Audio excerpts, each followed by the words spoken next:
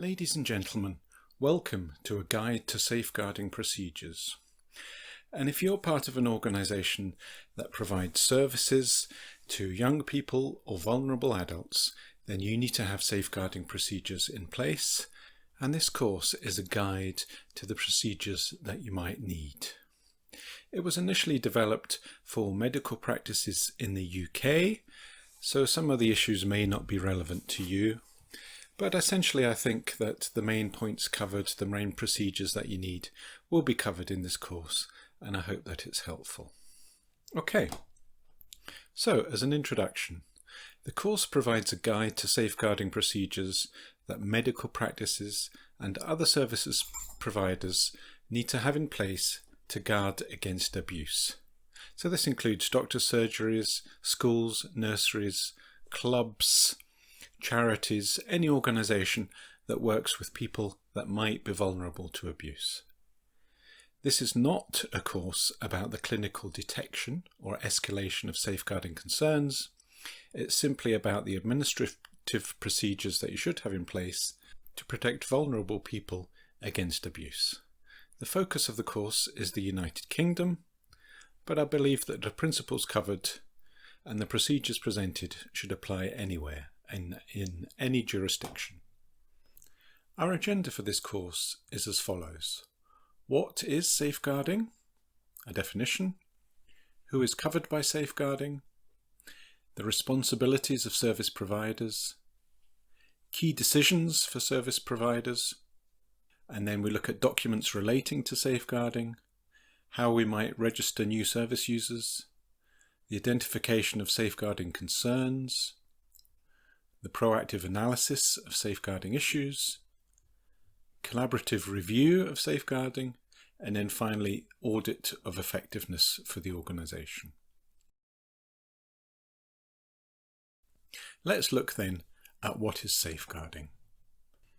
Here in the UK, the Care Quality Commission defines safeguarding as safeguarding means protecting people's health, well-being and human rights and enabling them to live free from harm, abuse and neglect.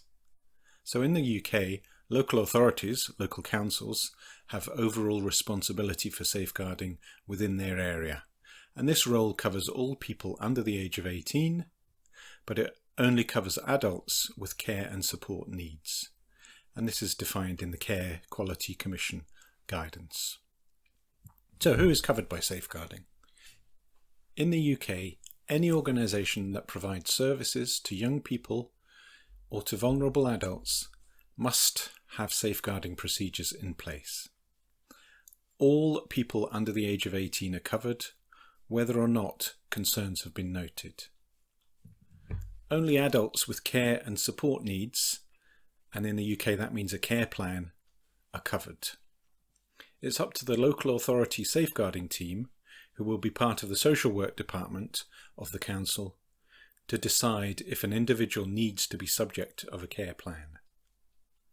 Nevertheless, organisations have a duty to inform the local authority safeguarding team if they have a concern about an individual, and it is the safeguarding team that will decide if a care plan is needed.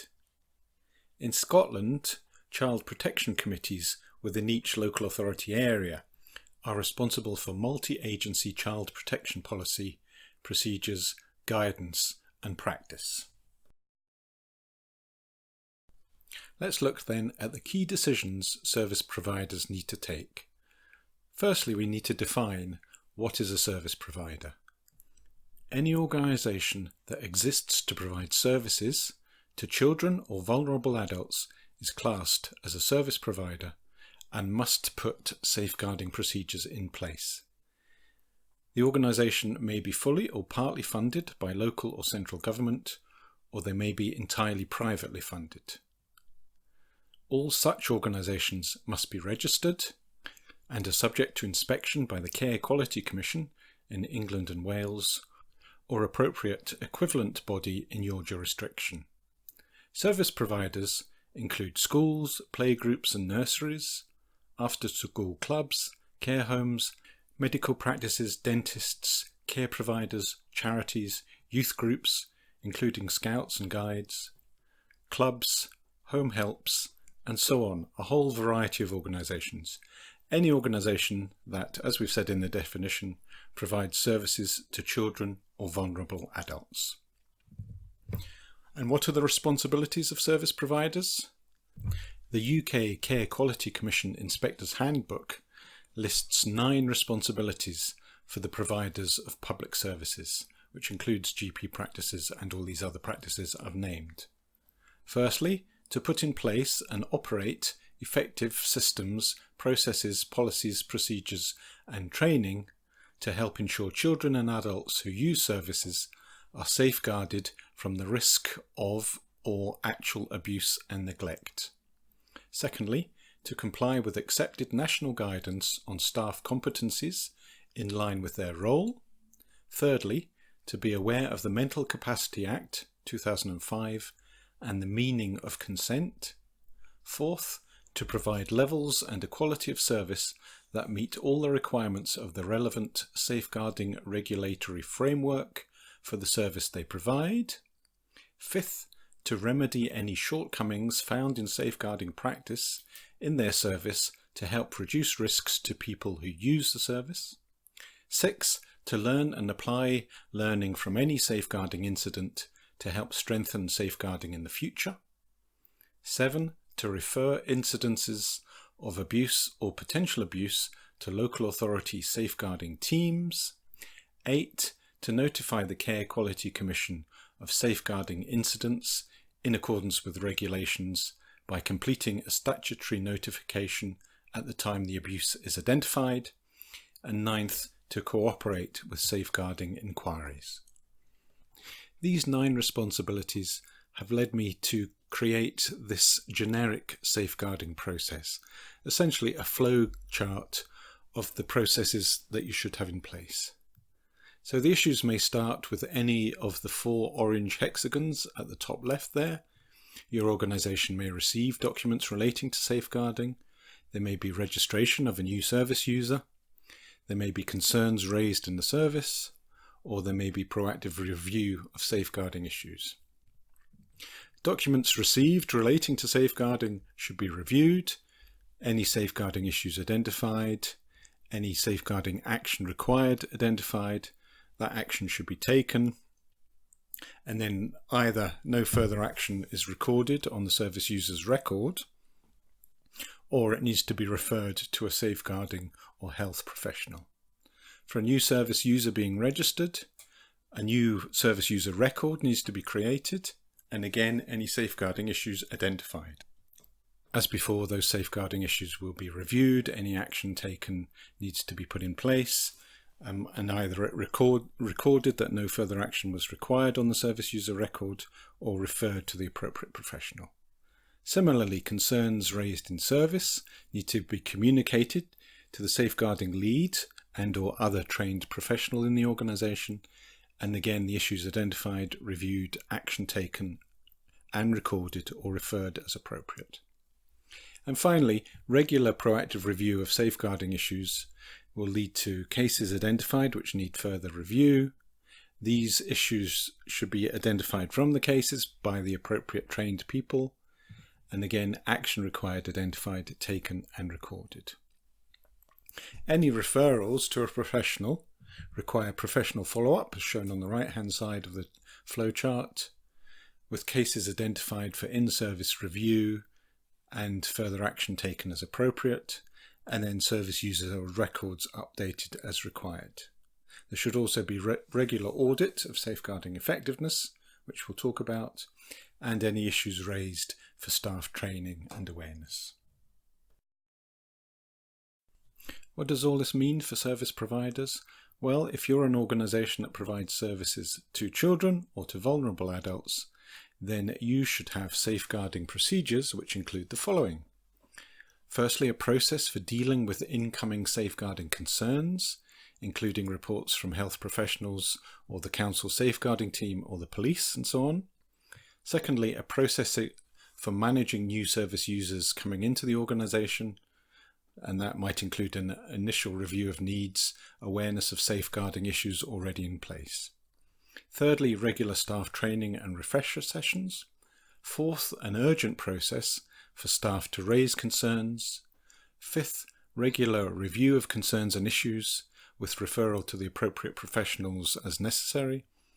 Sixth, regular review of cases to identify safeguarding issues within the organisation. And seventh, regular audit of the effectiveness of safeguarding procedures. And we're going to go through each of these in turn. So, key decisions for service providers. If you do provide services for young people and or vulnerable adults, then you must have safeguarding procedures in place. There's no option here, you must have safeguarding procedures in place. Firstly, you must have a safeguarding lead within the organisation who has overall responsibility for safeguarding. It's also useful to have a safeguarding administrative lead who ensures that the day-to-day procedures are followed. Secondly, the flow of documents and information through the organisation must be clearly defined, including the responsibilities of the people at each step in the process. Third, you should consider maintaining a safeguarding register to aid the review, follow-up and audit of cases, but of course you need to be aware of data protection needs within your jurisdiction. Fourth, it's advisable to develop contacts with the professional agencies, including a medical practice, the council safeguarding team and so on, so that you know who to consult if you do have a concern. Fifth, you must train staff in the signs of abuse and neglect, and there's good online training available, but regular in-service discussions and training sessions are also important. Sixth, you should create simple, straightforward and confidential procedures in order to progress concerns. Seventh, you should form an organisational or service safeguarding committee to review cases and concerns. And eighth, you should audit safeguarding procedures regularly to ensure that they remain effective. The first area where you need procedures then is for documents relating to safeguarding that arrive in the practice. So as a service provider, you may receive documents or information relating to the safeguarding of a person in your care. For a medical practice in England and Wales, these might include child case conference requests for information and minutes, looked after child assessment reports, multi-agency risk assessment reports called MARACs, PVPs, which are police reports about domestic violence, letters of attendance at accident and emergency clinics, and also hospital appointment did not attend letters called DNAs. Now, if you're a different type of provider, you may get some of these documents, you may get none of them, or you may get different documents. Nevertheless, whatever is received, the information on the reports needs to be processed appropriately. And here we present a process that might be used for those documents. So in your document process, the document arrives in the organisation, its information is reviewed by a trained person against your protocol for safeguarding. It might be that specialist input is required, specialist consideration of the document, so it should be routed that way. Otherwise, just safeguarding admin input might be appropriate. Any action taken should be recorded on the service user's record. Their service user record should be updated, and your safeguarding register should be updated as well if necessary. And of course, there'll be regular audit of this process to ensure its effectiveness. There must be clear ownership of each stage in the process by a trained safeguarding staff member to ensure that every piece of information is processed correctly.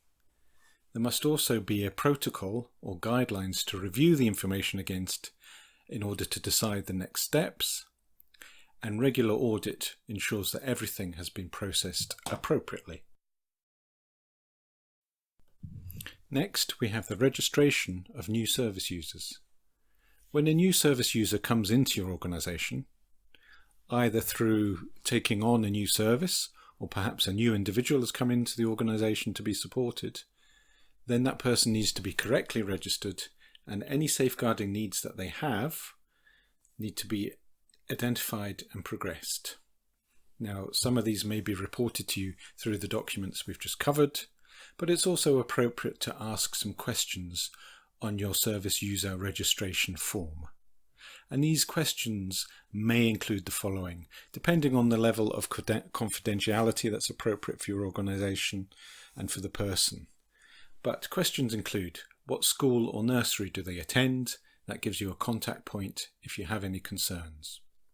Who has parental responsibility for this person if he or she is a child? And that's particularly important if the parents are separated. One may have contact, one may not be allowed contact. What is their first spoken language? And do they have any difficulties with English? And again, that ensures that you're communicating with them effectively. Who else lives at the address? Multi-occupancy properties are not uncommon and can be a safeguarding risk, so it's useful to know who else lives at the address so you can assess the risks appropriately or contact the appropriate professionals. Does the person have a carer? If so, you need their details and need to contact them. Are they a carer for somebody else? Quite often children may be carers for one of their parents, for example. Does the person have a social worker? And again, you should make contact with that person if they do. Does the young person have a child protection plan? And again, you should make contact with their social worker to ensure that you're delivering whatever services are required by the child protection plan. And the process for new registrations may look as follows.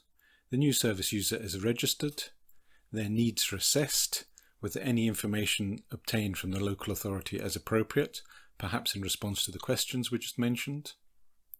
The safeguarding lead in the organisation is informed if there are safeguarding needs for this person.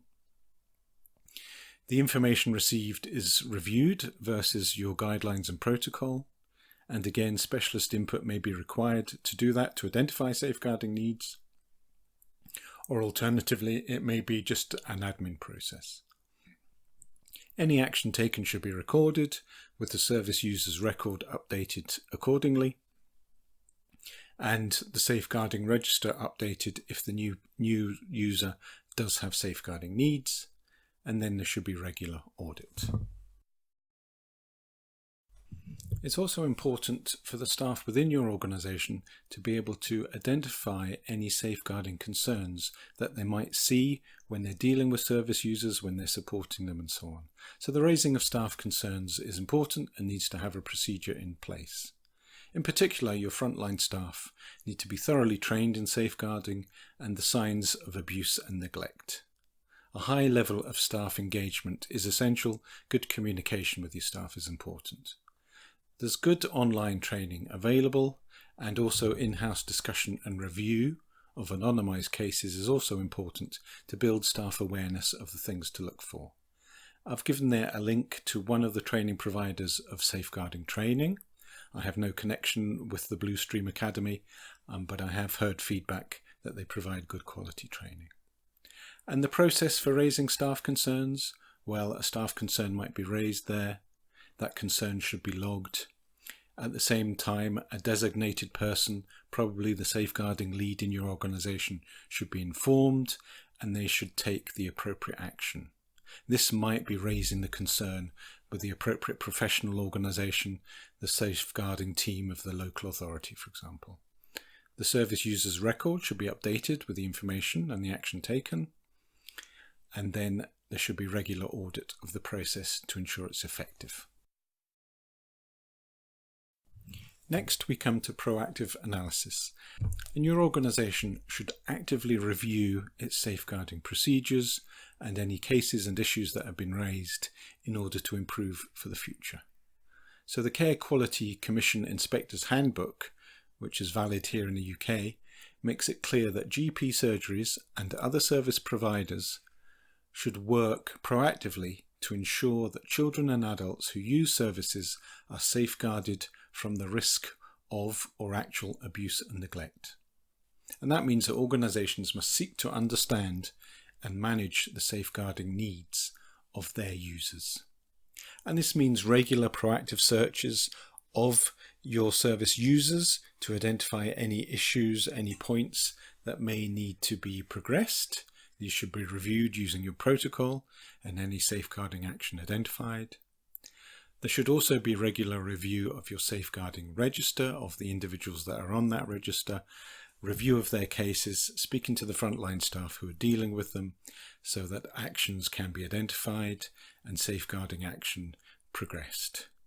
Specialist input may be required from a medical practitioner or member of the council safeguarding team, or it may be just admin action that's required. That action should be taken, the service user's records updated as appropriate, and of course this process should be audited regularly. Collaborative review between organisations is also useful to help identify safeguarding needs and to progress the needs of any children or vulnerable adults that you're working with. Clearly, confidentiality needs to be respected, and you need to be aware of the confidentiality issues and data protection requirements in your jurisdiction. Only professionally trained people, as defined by the procedures issued by your local safeguarding professionals, should be applied. But let's look at a process for collaborative review. I refer to the Care Quality Commission Inspector's Handbook again, and it requires that service providers learn and apply learning from any safeguarding incident to help strengthen safeguarding in the future. So this means that there should be regular in-service review of your cases and procedures. And the previous process that we saw should help identify this. The proactive analysis of issues will help identify issues and cases that should be reviewed collaboratively within your service. So a group of professionals, appropriately trained professionals in your service, should review those cases. They should plan follow-up action. They should obviously take that action and report it to the appropriate professional bodies, the safeguarding team of the local authority, for example. Service user's record needs to be updated, and then there may be regular audit of this process, of course. There may be issues and cases that you want to raise for discussion with other organisations that deal with these service users. And there may be issues and cases that you use for staff updates. And obviously you will anonymise those. We need to be careful of client confidentiality, service user confidentiality at all times. Finally, we have audit of safeguarding effectiveness, the audit of your safeguarding procedures. You should regularly review your procedures to ensure that they remain effective and are identifying the signs and cases that they need to be identifying. The Care Quality Commission Inspector's Handbook here in the UK requires that service providers remedy any shortcomings found in safeguarding practice in their service to help reduce risks to people who use the service. And this implies regular review or audit of your safeguarding activity to ensure that it remains effective and to identify areas for improvement. So a generic process for this might be regular audit of activity, and 6-monthly audit of activity seems appropriate.